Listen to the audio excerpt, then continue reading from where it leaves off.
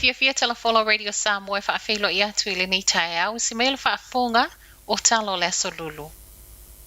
O le so o loo whaamoemoe whaeloa mai ai le aso fōu e tatalai tua oi, le ana mua tau o ke topa. O le o tatala tua oi o New Zealand i ona tangata anu umapase se mai atunu e le o mo o mia le talo sanga o se visa malanga.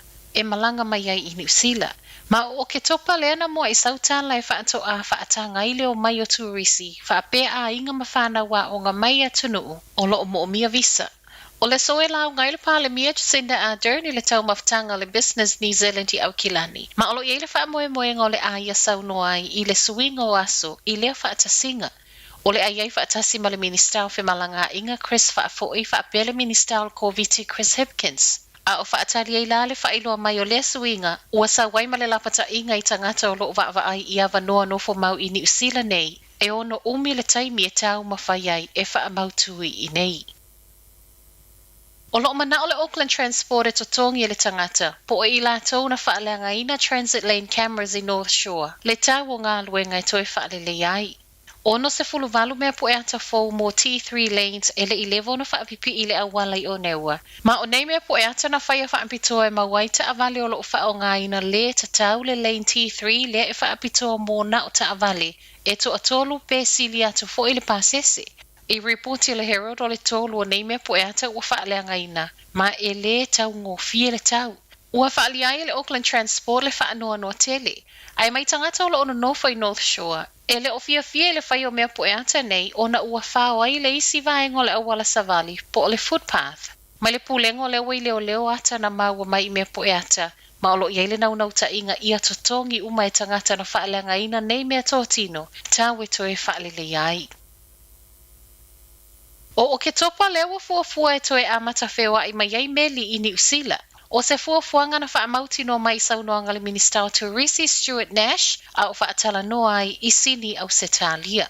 O le ua mua toe whaatanga le whewa I o meli au Setalia e peona iai I le tolu vai aso talua I New South Wales. Ai mai le Minister o le mafua anga o le whaatuai o New Zealand e mafua mai lea I pui ngol COVID I wafu.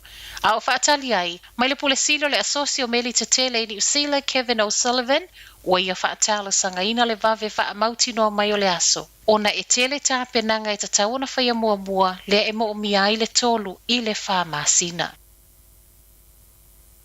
Te lele mawhaia I o e mai eile malo e totongi congestion charges I Aukilani. O congestion charges nei e ono o atu I le fitu tala I le aso e totongi le aveta avale e alua I le taulanga whaatau I Aukilani. Ma toe fo I mai I taimi pisi.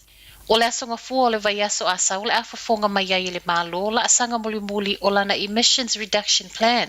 O le totongi ai o neipe I meni o whaia lea o se awala se I fesoa soani ai le poloko awala I le taulanga I taimi pisi. Ma se I whaititi ai le te leo le kasa o ona o loo whaaleanga I nai le se o manga. Mai le Minister o Whewa Inga, Michael Wood, a whai efa alfi mai congestion charges e ono le to iai se fuel tax a Aukilani leo lo totongi le taimi nei. Ma o loo wawa ai fo I se awala e ngā whaatia e tangata e maua la lalo tupe maua.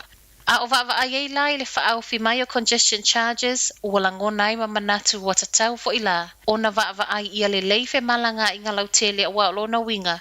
O leo le atuli le toa tele whaasao mai ei tupe whaalu I tau fō wa tau. Ma tala muli, ua iei le talo sanga wa mo o mia se isi whainga e sili atu e wha o ngai cameras I lunga o waa whaangota. O leo whailo mai le maloa na fuafuanga mo le whātau sanga asau, o le a whaalu le onos fulvalu miliona e wha le leia ma wha pipi iei mea po e ata. I lunga o waa o lo whaangota ina le ngātai whalo le atunu. Ma o le whaai unga o le tausanga nei amatai wha moe e wha mai ai le tausanga fōu. Ai mai nisi o wha la potonga I totono o le li o whai ngā whaiva.